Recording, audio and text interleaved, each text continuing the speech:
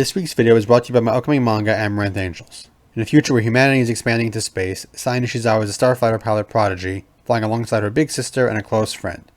However, following a sudden tragedy, Saya only wants to run as far from a cockpit as she can. Fate, however, has other ideas. You can start reading the prologue, which details the events that lead up to Saya's decision on Webtoons now, and you can subscribe to my Patreon to read ahead. It's my contribution to the fun and underserved cute girls doing military things genre. We've got cute anime girls flying starfighters and exciting, fast-paced space battles in service of a great story. God willing, it'll be... Also, I currently have a small GoFundMe campaign running on behalf of the artist working with me on this project.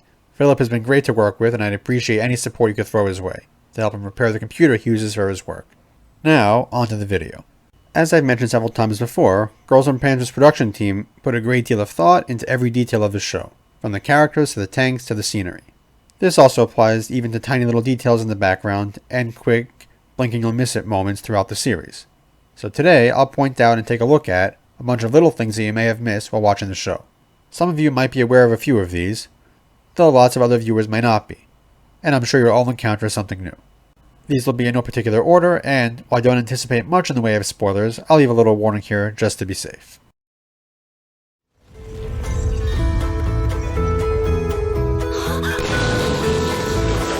I might have mentioned this briefly in one of my other videos, but I noticed something neat while rewatching episode 1 again. I'd always assumed that the little propaganda video we see was just some archival thing the student council dug up. But upon closer look and listen, there is more to it. Specifically, I realized that it's probably none other than Yuzu narrating it. You can see in one brief shot her mouth moving as the video plays. And of course it sounds just like her. It just re-emphasizes how much the student council put into this last-ditch plan of theirs. And it may also mean that they concocted the entire video, which makes it all the more amusing. And of course, of the three of them, Yuzu's voice was the obvious choice for narrating.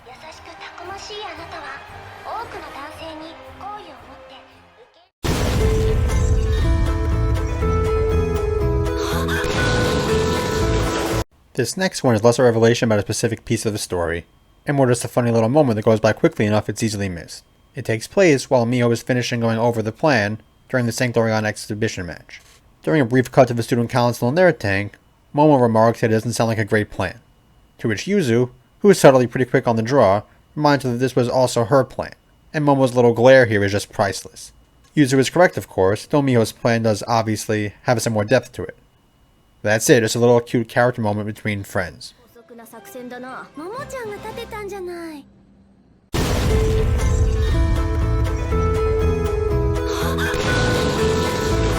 We jump all the way to Dare Film for this little moment, which is probably better called an Easter egg, and it's almost literally a blinking you'll miss it moment. During the opening battle, there's a part where Fukuda directs her tiny Hago tank through the streets of Orai, and has to navigate some rather difficult terrain, like an escalator. A tough one considering it seems to have survived. But the little Easter egg in question is when Fukuda, with her head out of the hatch, bangs into a sign. Good thing she was wearing a helmet, by the way. But back to the sign in question. It was none other than a World of Tanks ad. A fitting little thing to throw in there, especially considering Und Panzer has directly collaborated with World of Tanks before.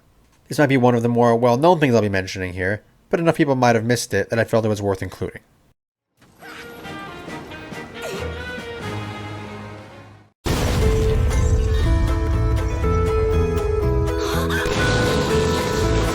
For our next little Easter egg / blinking you'll miss it moment, we go to Das Finale Part 2. To the scene where Fukuda and her friends in Duck Team are out to eat together following the Orai Chiatan match. As they chat and eat, we catch a couple quick glimpses of some of the wall decorations in the restaurant around them. While there's more than one worth noting here, there's a Boko poster for one, and there are references to things by others. The one that stood out to me the most is the one that was featuring Katyusha? Yup, there she is. On a Pravda propaganda, recruitment poster, which is inspired by Russian Civil War propaganda for the 1920s. A neat mix of a cute, tongue-in-cheek in-universe reference, plus a historical reference. Und Panzer in a nutshell.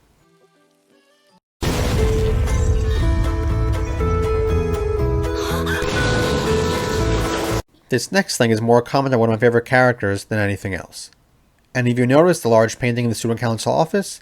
Well, it's none other than a giant sweet potato. Yes, that's a big piece of artwork the student council put up there.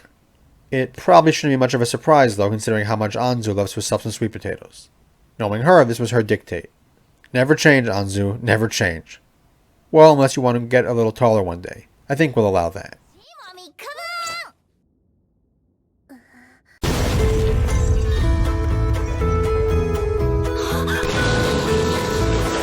This is one for all my fellow history nerds out there. Lots of you may have picked up on it, but for those unaware, it's a cool little historical reference thrown into the show. If you recall the Pravda battle, following Oroai getting surrounded and trapped in that church, Katyusha sent an envoy demanding Oroai's surrender, and after hearing those demands, Momo had an immediate, one-word reply. Nuts. That wasn't just an angry PG expletive, it was a very specific historical reference to the famous reply attributed to General Anthony McAuliffe when his surrounded American troops received a surrender ultimatum from the Germans during the Battle of the Bulge.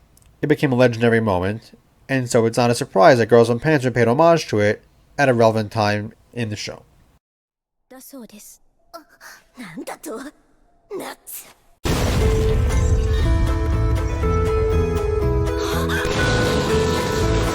Our last little thing you may have missed for this week takes us back to episode 1.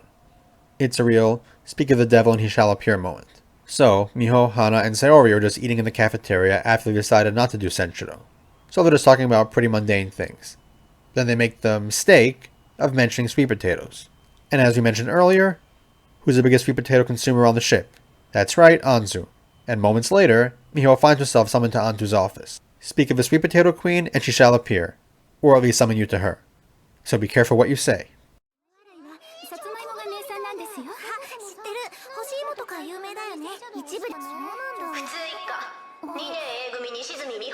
It was at this moment that he knew. He f***ed up. There are plenty more little fun moments like these worth highlighting, but this video is getting long enough already. Hope you found these looked into some things you may have missed both fun and interesting. We'll get to more before too long. If you enjoyed this video and like to support me and what I do here, check out the links to my books and light novels below in the description. Link to my Patreon is down there too. I've started sharing awesome updates, including completed pages, for an upcoming manga Amaranth Angels on there, and there are other awards too. You can also start reading the prologue for free over on Webtoons.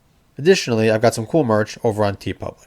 And, as usual, if you have any thoughts on this video, or just anything Girls und Panzer related you'd like me to talk about, definitely share them below in the comments. I'd love to hear them, and I do my best to read and eventually respond to all the comments. And don't forget to subscribe so you don't miss any future uploads. That's all for now, so until next time.